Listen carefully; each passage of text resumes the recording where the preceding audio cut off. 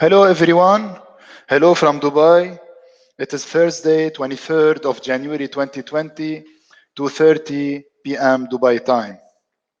Welcome everyone to another webinar by Meirc Training and Consulting. This webinar is very important. It's around the 7 practical steps to manage a successful succession training program. Succession planning program. We've got people from Kingdom of Saudi Arabia, United Arab Emirates, Thailand, Lebanon, Oman, Bangladesh, and other countries. Thanks for joining during this beautiful day. So, 7 practical steps to manage a successful succession planning program. Please allow me first to introduce myself in 1 or 2 minutes. So my name is Ramadan. I'm Lebanese from Beirut. I'm a management consultant at Meirc. On an academic level, I got an accreditation in training and occupational learning from ITOL in Liverpool. So that's an advanced certification in training. From USA, I have a management certification and I'm a certified coach. I've got an MBA from the Lebanese American University in Beirut, CIPD level 5, HR diploma, and the British Psychological Society level A and B for personality and ability tests. As for my experience, I worked for around 9 years in the hospitality sector, mainly IHG, as you can see on the screen. IHG group of hotels. Then I moved to HR. I was in charge of an insurance international company as an HR manager. Then I worked for around 6 years for Averda as a training manager. Shalhoub Group, senior HR business partner for around 4 years. I was based in Jeddah, Saudi Arabia. Then I moved back to my home country as a group talent development manager. And now I joined Meirc Training and Consulting. I'm currently based in Dubai. All right. Moving on, I would love to stay in touch with you. These are my social media accounts. And please feel free to contact me on my mobile at any time through WhatsApp. I promise to get back to you within 48 hours. Let's get started. So what is succession planning?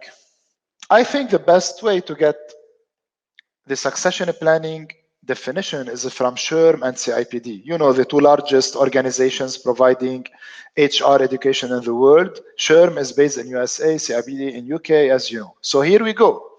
What is succession planning? 2 powerful definitions. 1, identifying and growing talent to fill your leadership and business critical positions in the future. Another definition, developing replacements for anyone whose sudden departure could disrupt the business. I repeat, you have to prepare yourself. You have to be ready. You have to develop replacements internally from your team members for anyone whose sudden departure could disrupt the business, could impact the business negatively. So why do we need succession planning? We need succession planning more than ever before. Ladies and gentlemen, it is a volatile world. In 2020, competition is becoming very aggressive. Scarcity of talents. Increased retention of top performers is very important and very challenging. I mean, check your parents and the grandparents. They used to stay during their whole life in one organization. They used to get a maximum of 2 jobs during their whole career. Nowadays, talented people are changing every 2, 3, or maximum 5 years. This is why we need to increase retention of top performers.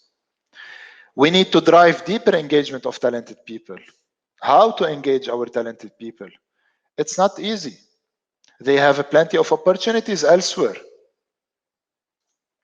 And definitely it is to manage your knowledge. What about your best people who are very knowledgeable and will leave you? What about your retirees? Who will replace them? How will you make sure that the knowledge are maintained in your organization. And finally, and I love this word, sustainability. It's so important. We have plenty of well-known organizations throughout history who became bankrupt because they were not sustainable, because they were unable to retain their best people.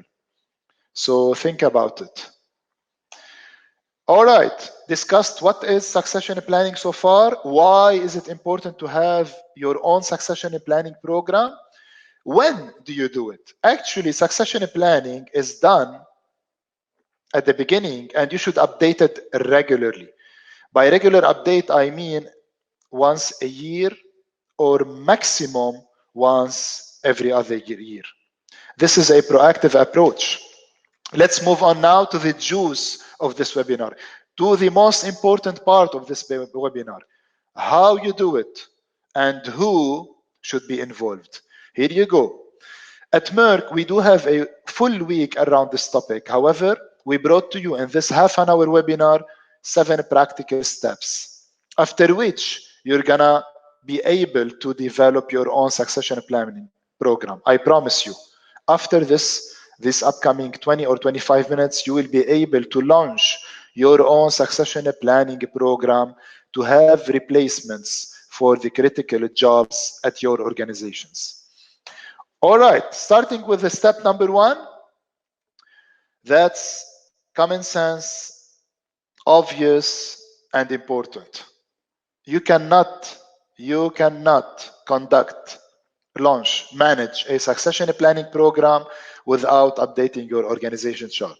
So ladies and gentlemen, please make sure that your org chart, staff structure for your whole organization is fully updated, at least for the upcoming 18 months.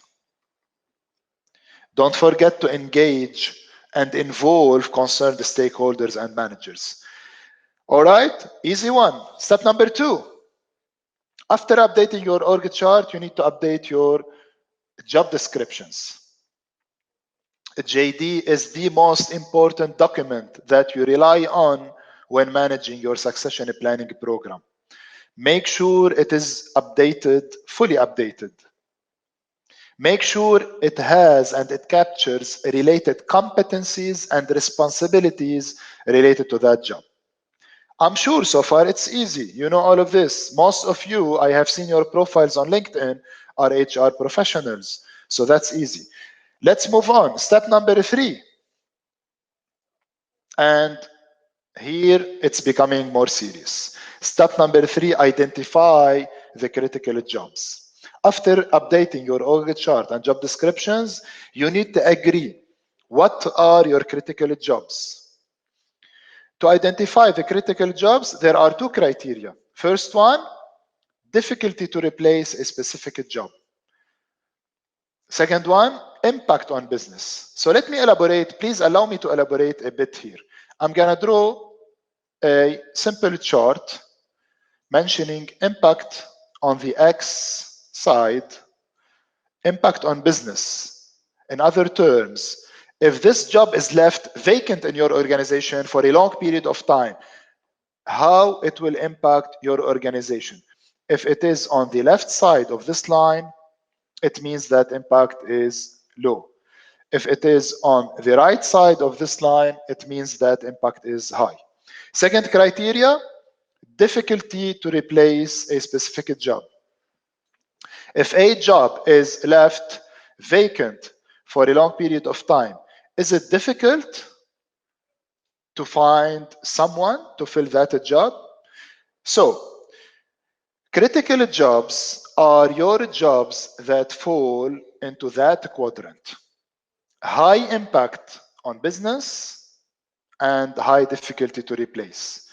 Let me take an example of a bank. Let's say you work in a bank. This bank has 1,000 employees.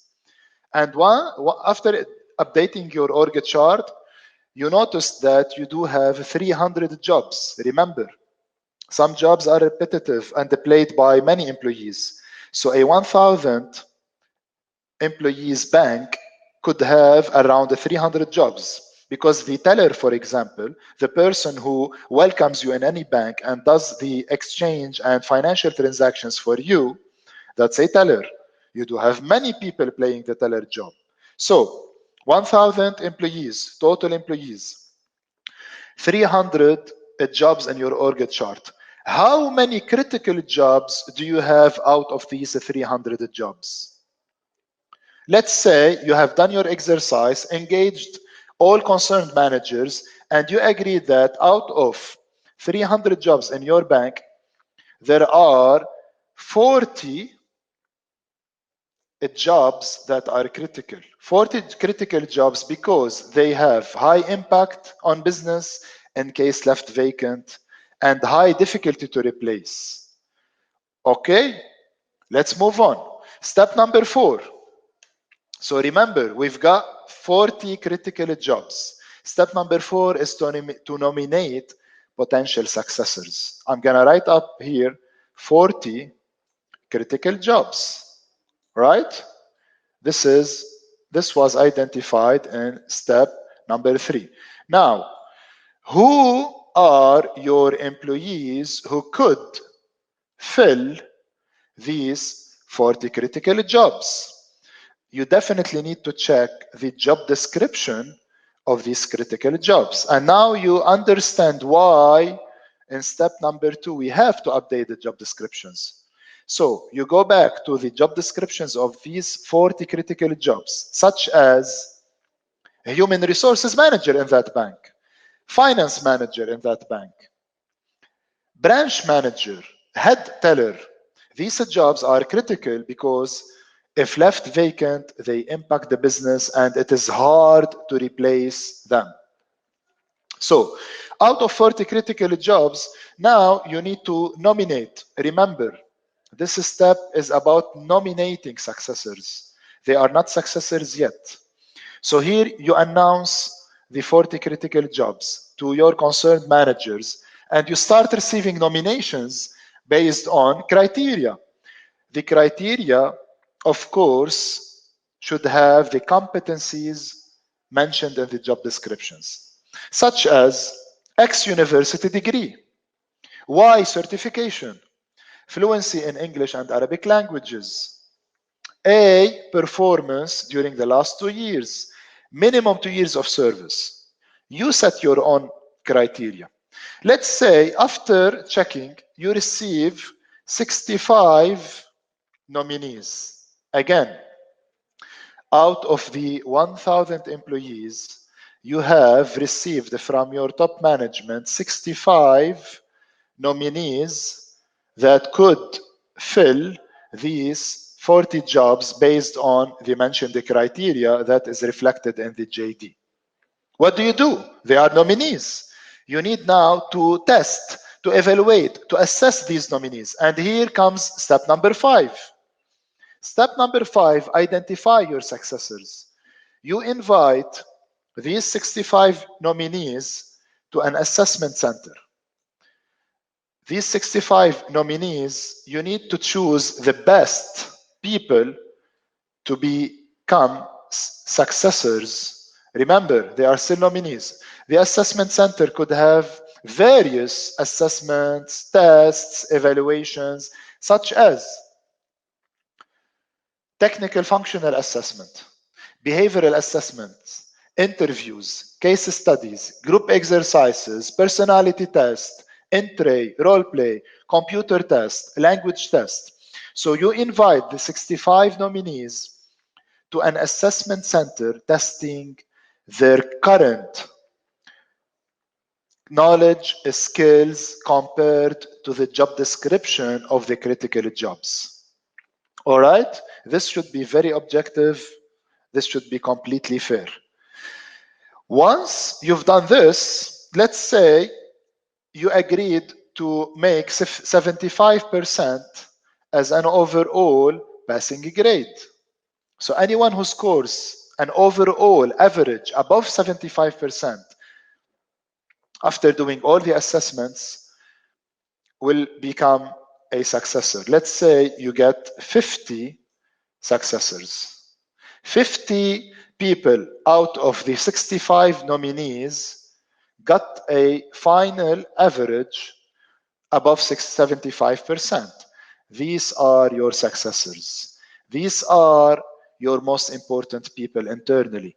These are 50 people who could fill your 40 critical jobs. Remember, you had 40 critical jobs. Now, what happens if you don't have enough successors for all jobs? You need to raise a red flag, go to your recruitment team, and ask them to be ready. Because succession planning means preparing successors who are employees. That's an internal exercise. Step number 6, 50 successors. Congratulations, well done. You have passed. You've got above 75%. Now we need to prepare a special development plan for these successors. A special development plan to make them fully ready to handle one of these 40 critical jobs. This is why you need to set a personal development plan. Remember, successors should be ready from 0 to 24 months. So successors should be ready from 0 to 24 months. How will they be fully ready? Of course, by doing or writing a personal development plan for them. All right? Last step is to communicate the list of successors. And here we have 2 HR schools. I will leave it to you, ladies and gentlemen, to decide which school you follow. Of course, each school has its own pros and cons. So let me discuss first school. School number 1, you got 50 successors. School number 1 says you communicate the list of the 50 successors to all employees in your bank. So you communicate the list of 50 successors to the 1,000 employees in that bank in our example. This method definitely needs courage and might cause you many questions to answer. School number 2, you communicate the list of successors to themselves only. You do not communicate it to all employees. You just inform the successors. Each one has pros and cons. We leave it to you. But of course, communication is key and essential. Conclusion before checking your questions. I'm sure you have some questions to ask. Please prepare them. As a conclusion, remember, the program and the list of successors should be reviewed once or twice a year, depending on your organization size. Successors should not take it for granted. They are not successors for their whole life. They need to fulfill their development plan. They need to prove themselves. They need to keep going on. And the list is updated, so you leave opportunities to other people. You will be having newcomers. You will having people developing themselves. So every year, the door is open for new nominees. All right? Now your turn, ladies and gentlemen, to reflect on how will you apply? This is my ACT model, favorite model. How will you apply what we have discussed in the past 15 or 20 minutes? What will you change? And most importantly, what will you transfer? What knowledge will you transfer to others after this webinar? Ladies and gentlemen, your questions and answers. Your questions, and I'm going to answer them with pleasure. So tell me, what questions do you have? And so you prepare your questions. Please allow me to take you back step by step very quickly using the same example. So please do prepare your questions while I'm taking you through again the same example. Let's wrap it up. Step number 1, update your staff structure. That's easy. An administrator could do it for you, but make sure to engage concerned managers. Step number 2, update all the job descriptions.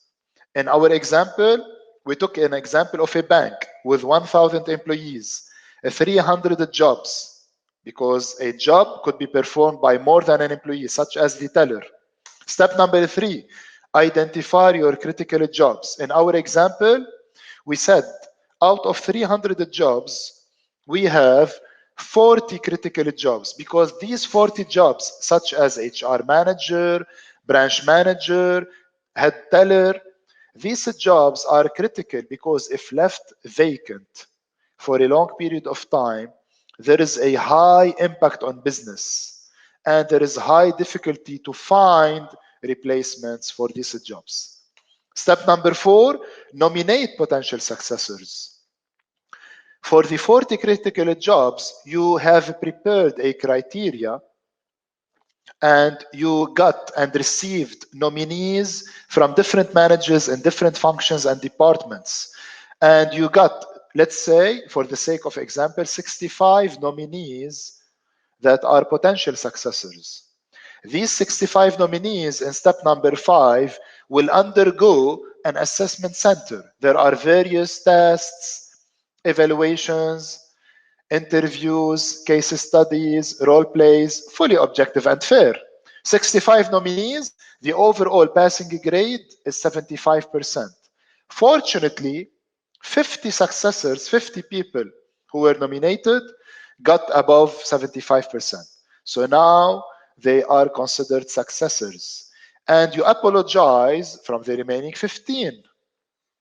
These 50 successors, step number 6, you need to develop them. They are almost ready, but to make them fully ready, you need to prepare a special development plan focusing on their weaknesses and areas of development. They should be fully ready from 0 to 24 months to fulfill one of the 40 critical jobs.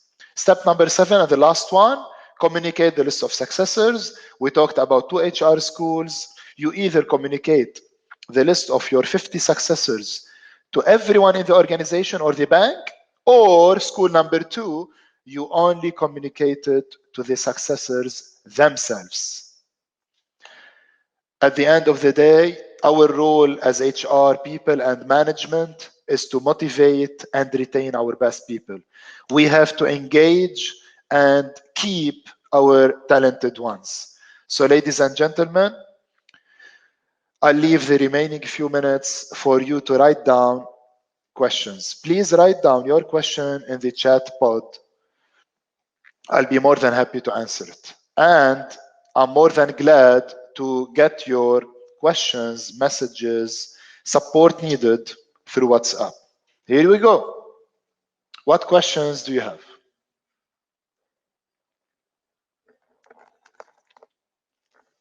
I'll wait a few more seconds.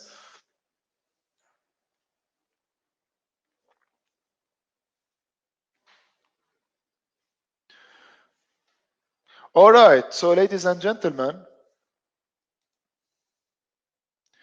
these were 7 practical steps to manage a successful succession planning program in your organization. We're gonna share with you the presentation. We are sharing with you the presentation. Please feel free to download it. Please feel free to use it. Prepare further questions for us. We truly hope to see you in future webinars. Thank you very much. That was Hani Ramadan from Meirc Training and Consulting in Dubai, 23rd of January 2020. Thank you so much.